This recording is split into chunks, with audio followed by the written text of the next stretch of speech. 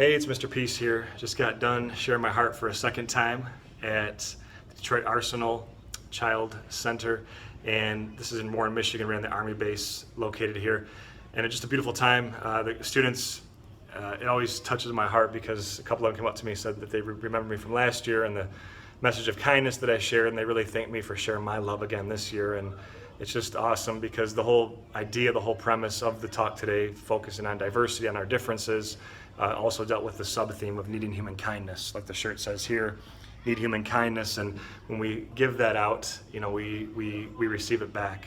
And so it was just a blessing for me to be here to hear some of their stories and how they're standing up for what's right, and people that were born different, somebody with a different sized head, you know, somebody with a different skin color, and they having the courage to really look at somebody for their heart first, like we talked about when I came last time when the focus was on bullying. But then we build on that and talk about all the uniqueness of what's on the inside too. It's our gifts, our talents, our abilities, you know, how much money we have or don't have, the clothes we wear, where we're from, where we're born, how we walk, talk, act, think, learn, see, hear, all those things. That's all diversity.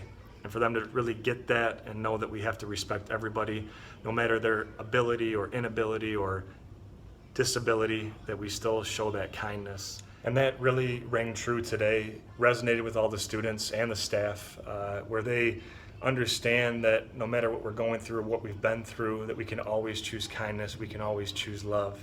You know, the story of the little girl that I mentioned today that heard a speaker, and he's talking about how love is as big as this earth, you know, but it's also in all of our hearts.